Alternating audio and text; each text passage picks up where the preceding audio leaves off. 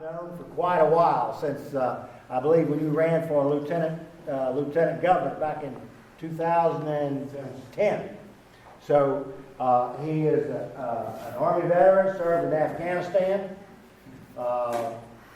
He also ran for the South Carolina GOP chairmanship. And right now, I believe currently you're in a law firm in Columbia, plus you are running for the Senate, vying for Lindsey Graham's seat. So with that, I'll turn it over to Mr. Collins.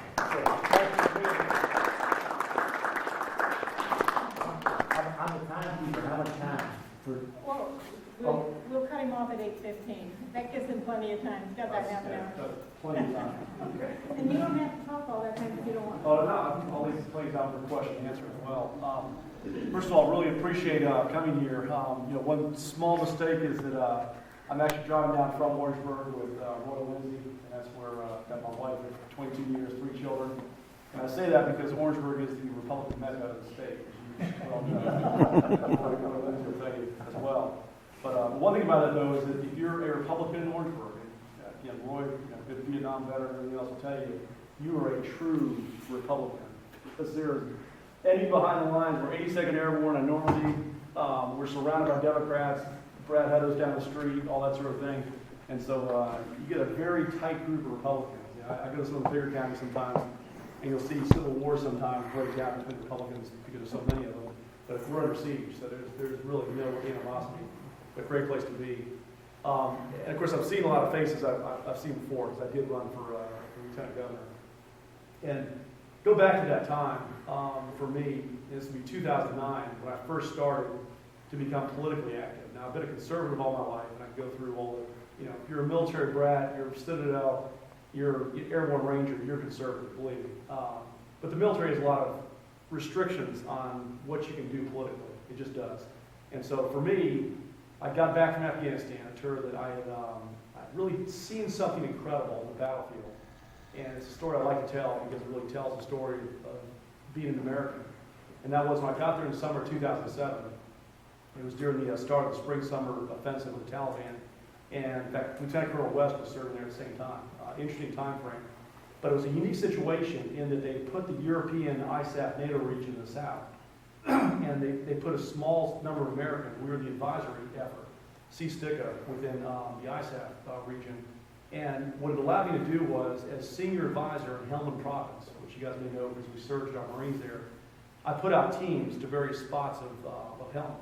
And before that, I put people out throughout the region. And so we had these young captains, these young sergeants, serving alongside their European counterparts. And in many cases, the same type of mission. But the difference was stark. I mean, it was just incredible to see the difference between America and Europe on the battlefield. And clearly it wasn't genetics. It wasn't anything other than one thing. And that is that Europe, unfortunately, has gone post-Christian and socialist. It has. And we go through gradations of socialism. But growing up, my father was stationed in Europe, and I know what Europe is like. I've been there a number of times. And it's unfortunate, but you see the change. What you see is the change in the people. Because in our country, our founders who had a Judeo-Christian worldview gave us something that protected our freedoms and protected who we are. And as a young Army officer 23 years ago, I swore to support and defend the Constitution of the United States against all enemies, foreign and domestic. And what I saw on the battlefield was our young men and women fighting for this and dying for it, was this is what made us who we are. Now, it's predicated upon the view for declaration that our rights come from our Creator, but they're protected by the Constitution. And so what I saw is that for missions that we had to do, our guys constantly used initiative, hard work, ingenuity. They were citizen soldiers. Whereas the Europeans, you could just tell there was a change in who they were. They kept waiting to be told what to do. And it wasn't they were bad people. It's just their culture is such that you wait for government to tell you what to do, because government in Europe is God with a small g. Whereas in America, we've always had God who gave us our rights, and government with enumerated power is restricted by this tiny document. And you think about this compared to, and this is both the Declaration, by the way, and the Constitution. This is how small it is. Compare this to Obamacare, which is like 100 times more. But this is it. And I had sworn to support and defend this thing. I've seen men die for it. And I came back home in the summer of 2008, And this is when many of you may have gotten involved too, it was a time frame of the TARP bailouts, and that wasn't Democrats, that was Republicans, like Lindsey Graham, and a bunch of others, unfortunately. And really 10 years of people giving up on their Republican values that should be based in the Constitution. And then, of course, I saw Barack Obama get elected, and for me, it was a calling, just like the calling to join the military to go overseas, a calling to serve.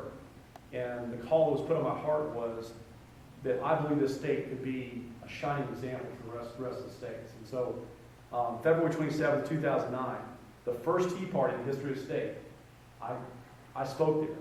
Now, the interesting little fact is, there were legislators in the crowd kind of watching. Some of them advised me, hey, be careful, that's Tea Party movement. We don't know where it's going to go. It could be seen too far to the right. And that gave me a taste of what's wrong within the political career politician mind frame, which is it's all about putting the finger in the wind and where things go. You know, for me, it's always been you do what's right, and you don't worry about it. And if you go into serve in office, you're not a politician. You serve for a while, be a statesman, and then you come back. So I spoke at it, and it was an amazing thing to be there. Go talk to the folks in Greenville. They expected 30 people. It was cold rain, February 27 on the Reedy River. There were 3,000 people there. I mean, there's a video out there, by the way, me and a bullhorn speaking and all that. But it was incredible. And I announced my candidacy a couple days later for lieutenant governor, and then ran as a Tea Party candidate. And that really is what I am. I'm a Christian first, because I'm a Christian, I'm a conservative, I'm a constitutionalist. I'm running as a Republican, but quite frankly, the Tea Party movement was all about getting back to what's truly conservative. And to me, it was all about this document. And this thing puts us all together as one. And so I ran hard as I could, 15 months, and it was tough. And we outlasted a number of competitors. I mean, Tim Scott came to the race. Thank goodness he went back out and ran for Congress. But we made it all the way through, beat out a state senator, beat out a judge, beat out an insurance commissioner, and then got to the runoff with Ken Ard, and I lost to Ken Ard in the runoff. And obviously we know there were some issues within the campaign. Like, my kids were like, you know, if you're in the Olympics and the gold medalist cheated, you know, I'm like, kids, it doesn't work that way. But I learned a lot. The bottom line was I learned a heck of a lot while I was on the road. I'm the only candidate to run statewide. And I'm going to focus my guns on Lindsey, but you guys do need to know some differences among candidates. You know, I have not served in office. I'm quite frankly proud of that. Just like Rand Paul, Mike Lee, Ted Cruz, I've not been in elected office before, but I think there's some strength to that. And people like my fellow Alan West have proved that some of those guys do a good job. I'm the only veteran running. That's important, quite frankly, for a couple different reasons. Number one is that Lindsey Graham himself is a veteran, and he's got a lot of the support among veterans. I believe I can eat into that by saying, look, I'm one of you. I'm a constitutionalist, but I'm going to take care of veterans even better than he did. And I understand that we need a strong military. To be a conservative means you're a social conservative, fiscal, and national defense conservative. So I volunteered for Afghanistan. No apology about that whatsoever, because we needed to go there after what happened in 9/11. And so those are some differences. Those are, you know, things that. But the race finished up. I obviously lost the race, and I was going to be done with politics. I just, you know, got pushed things aside. But last year, about this time, I started feeling the call to get back into the mix. I mean, yeah, I threw my hat in the ring for about 3 weeks for the chairmanship, and quite frankly, I told people the reason why is because the chairman who was elected had been a political consultant. I'm not knocking him, but I really feel like for chairmen of the parties, they need to be people who have regular jobs and come in. So, you know, earned about 25% of the vote, did not make it through that. But last year, I looked at how I could best serve. And initially, everyone was telling me, hey, run for lieutenant governor again. You ran last time, you know, everyone knows you for that, and it's less expensive, less, you know, grueling. And that's kind of where the human part of me wanted to go. But I had that call again, and the call was watching Lindsey Graham, seeing what he had done, and I just couldn't ignore things like voting for Sotomayor and Kagan. I couldn't. And I couldn't ignore all the grandesty issues. I mean, to me, if you lose control of your borders and lose control of your immigration policy, you lose your country. And I've lived in Europe, I've lived in places that have fallen apart because the countries couldn't control who they were. Their language, their culture, their assimilation, all these things are important. You know, we're America because of a certain value system. And Lindsey, quite frankly, is one who's given up on that.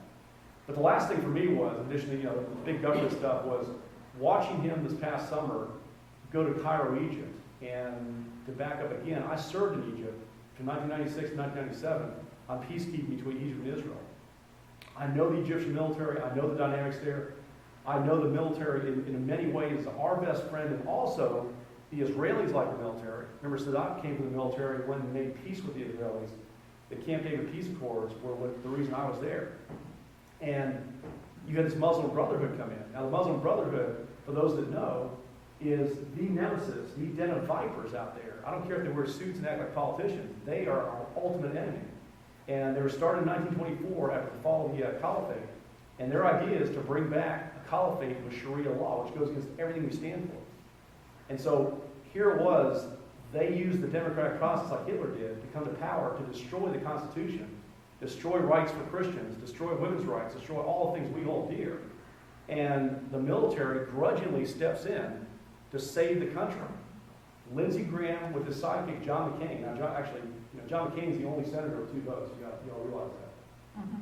He's got 2 votes. So anyway, he took his sidekick, went out to Cairo, and once he got to Cairo, they read the Riot Act to the Egyptian military. And I've talked to General Paul Valley, the Fox News commentator who's endorsed me, told me, he sat down with General al-Sisi, and what he's told them is that because of all that, he's looking to the Russians now. We've lost this long-term ally in the Middle East. We've lost the military, which we want on our side. And General al-Sisi, by the way, he's probably going to be elected president. Apparently, he's like 99% approval rating. He's probably the next president. And guess what? We have turned him away because of what guys like John McCain and Lindsey Graham did. So for me, all these things together, I looked at the race, and I believe, based on background, I've got the background to beat him. Because it's not just going to be based on domestic issues. If you look in the Constitution, that's what I did whenever I look at a job, I look at the job description. And every question you ask me, I answer from the Constitution. But as you go down, Article 1, Section 8, which is the powers of Congress, most of those powers deal with national defense and foreign policy, not state-level issues. And one of the things I'd like to do as constitutionalist is take things like the National Education Department and other things that are not given to the federal government and push them back to states to let state legislators who are better suited to take care of it. If they, so things like Common Core go out the door. And some of the stuff is just absolutely beyond the pale, not what our founders intended. As you go down the list, it's things like declaring war. That's what Congress does. I want to tell you all something. Back in 1980, 3.5 decades ago, 80% of Congress was veterans. Almost 80%. That number now is 16% and going down. And it's an interesting dynamic, too, if you look at is Congress doing things they shouldn't be doing outside of the military, and yet not doing things they're supposed to do. Because not only are they supposed to declare war, not only are they supposed to raise the military, not only are they supposed to maintain the military, they're supposed to govern the military. So we see all these things going on with Barack Obama trying to push Christianity out of the military, and we see it. We see things like the radical homosexual movement coming in to radicalize and secularize our military. It's Congress's duty to step in and take care of that. Unfortunately, just like immigration, they've neglected those powers, while at the same time, they've taken on powers that were never given to them, and the 10th Amendment protects the states. So I've watched this, and for me, that's really what I'll be doing here. When I'm elected senator, I'm going to go up there as a guy who loves this document, who served on this document, who's given his life to this document, and make sure everything I do comes down to this document. I also plan to help go through and teach my fellow congressmen. A lot of them don't realize the true powers that were given us. Again, it's interesting, small document, easy to read. But things like, for example, all the courts beneath the Supreme Court are by the power of Congress. They're established by Congress. All the appeals authority to the Supreme Court is by the power of Congress. It goes through by the exception of Congress. So what it means is, except for the original jurisdiction of the Supreme Court, some of these areas, every branch takes the road to the Constitution. I plan to tell them, look, in this case, the Supreme Court cannot keep pretending to be God. And that's really what they've done. They're not. Each branch holds the duty to the Constitution. I plan to help take care of that. When it says interstate commerce, what it means is interstate commerce. It doesn't mean all these garbage, ridiculous precedents they've set, mostly during FDR's time, where during FDR, because he was trying to do a number of things, and he used the emergency powers, I'm familiar on right now, emergency powers to develop Social Security, all these different things that as far as government overreach. But one of the things he did was he threatened to pack the courts unless they went with his interpretation.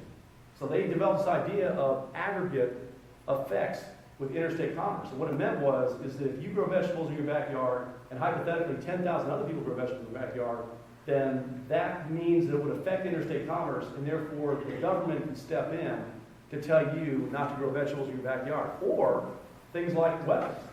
You've had South Dakota, you've had Montana say, look, we're going to make the weapons within our state, we're going to keep them in our state.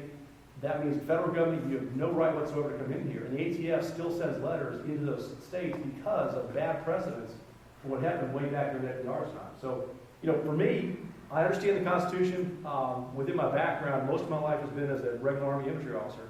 I did go to law school, state infantry, back when I was 34 years old, and spent a lot of time learning about this. Taking extra courses, studying under Professor Quirk, who's like right up Attila the Hun when it comes to the Constitution, and really spent some time going through the Federalist Papers and learned a heck of a lot. But that was my life up until I finished law school. Of course, after law school, I went to Afghanistan. I say this because the legal training has helped.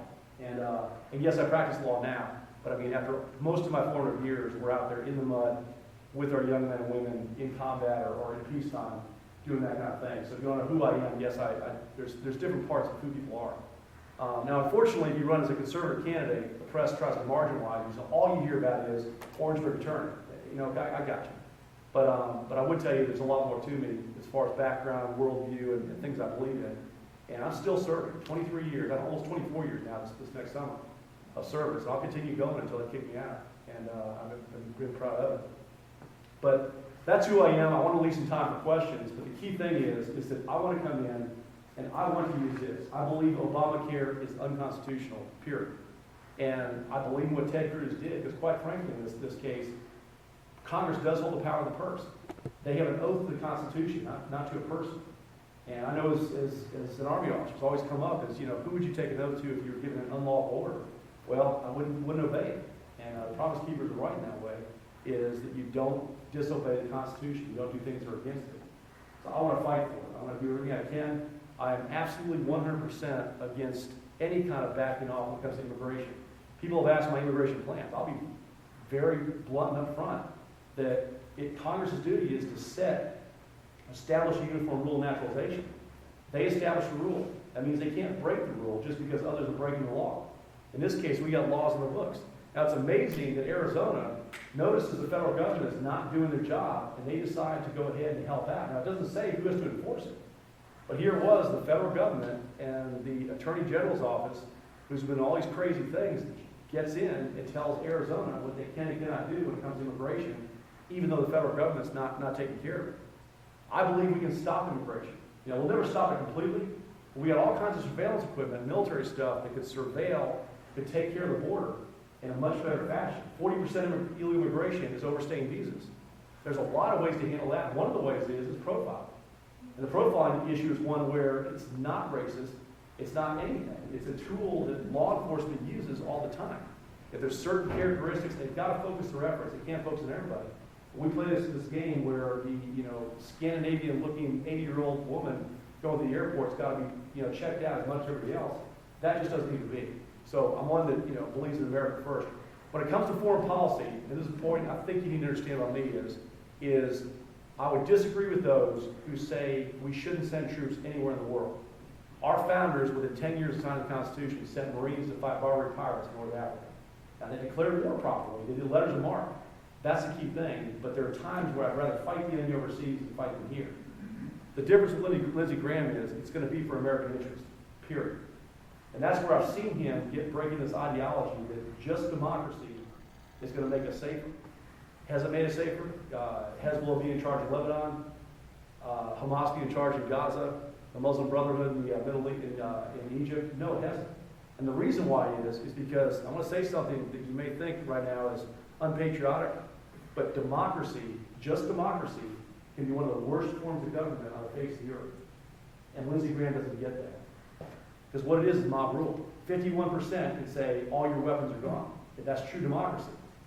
We are a constitutional republic, and there's a major difference. And this makes the difference.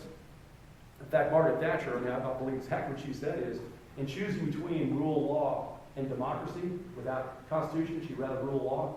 The key thing here is we're constrained, government's constrained by Constitution. That protects us. That makes sure that we as Americans are always protected against the overreach of government. So you need to know about this about me too, because I've talked about all the areas, but I'm born again Christian. I've got a Christian worldview.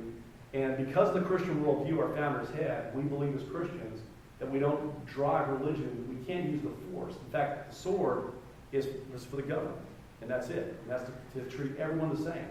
So I believe in that. But at the same time, though, it's a Christian worldview. And so what that means is we believe there's a God. We believe that God gives us our rights. We believe government can't take God-given rights. And we also believe, I believe, that life begins at conception. I believe that. I also believe that marriage is between one man and one woman. Now, I will tell you this much. This being a constitutionalist is, as strongly as I feel about the marriage issue, the way I'm going to protect it is protect the 10th Amendment. Marriage is something that states like Utah, for example, to give you an example here, they define marriage as one man and one woman. A judge in Utah decided to tell them that it was unconstitutional to do that.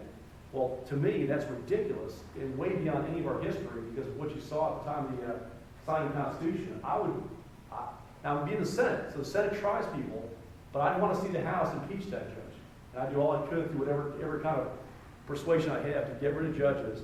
And also, if you look at courts, if I see courts like the Ninth Circuit that decides that under God shouldn't be in the pledge, I'm going to start looking at, does that court need to remain? Or do we need to completely disband it and start a new court? Those are things I'd like to thanks, appreciate it. Those are things I firmly believe in. And I don't care what this president says. We are a Judeo-Christian nation, founded upon Christian biblical beliefs.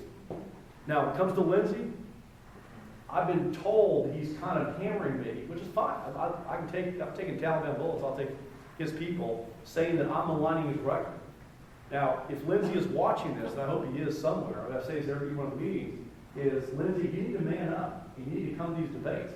Because we've had debate after debate after debate. We've had forum after forum, and Lindsey Graham has gone to none of them. He didn't go to any debates with Buddy Witherspoon. He hasn't been to debates. I don't know when he's been to debate. But our country is about debates. It's about ideas.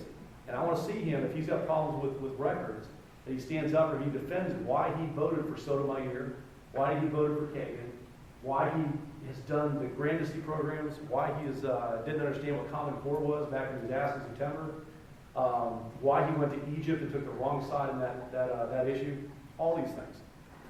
What I tell you is, before we start the questions, I need your help. This is a true David versus Goliath struggle. Now, David won with God's help. But what I've noticed around the state is there are a lot of scared business leaders. Now, I understand the leverage. I mean, they're worried that, if we lose, what's going to happen to them and what's going to happen to their business and all that. I understand. I don't agree with it, but I understand it. Because my business is on the line, my children are on the line, my family's on the line. Our necks are out there big time. But I ask this, if you believe in what we're doing, if you believe what I'm doing, and you believe I've got the best shot to take Lindsey out, I need your help. I really do. And I'll just be very clear, blunt, and up front. If you've got money to give it to my campaign.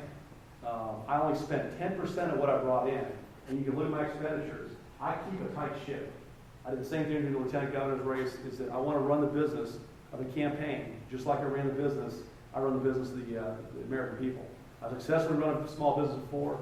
It's been tough, but I know how to cut the corners to make sure that we get stuff done. But I ask you, I do need some amount of money to get stuff out. I put $210,000 of my own dollars in because I believe in this. I wouldn't do it otherwise. And I want to make sure I was in a financial position when I go to donors to say, look, I have personally put skin in the game. And I've done that because I believe in what we're doing. I'm not going to spend a dime myself. My driving, my eating, everything I do is out of my own pocket. I want to continue doing that. If you look at my disclosures, I'll tell you the same thing. Second thing is I need your prayers. And I mean this in all sincerity. It's not trite. I believe in prayer. I believe in the sovereign God. I believe in what he can do. And people keep looking at it. Lindsey apparently just published a poll, had all the, 3 of us or 4 of us down at the bottom, and, we're all 10 or 11% below. And he's at 50. I don't care. Because one thing I found out during the lieutenant governor's race is you do a bunch of polls right now, and you just don't understand what the real picture is until you get toward the election. But when it comes to prayer, I'd ask for your prayer, not just for me, but my family. We're going to be attacked, and unlike being a war with just you, your family's out there, your kids got to read things they wouldn't want to see in the blogs. You got to keep off the blogs, keep them off the internet, keep them off the print press. That's why you have a lot of single politicians now, because frankly, your families really are out there. The last thing is, I want your vote. I mean, I'll earn your vote. I'll get around. I'll answer the questions you want to ask. If you have any concerns, please do. I've left plenty of time right now for questions, so please, any questions you've got, open up. But please, we need your vote, and we need you to get out there and tell other people that here's Lindsey's record, here's how we're going to beat him, and that's how we're going to do it. So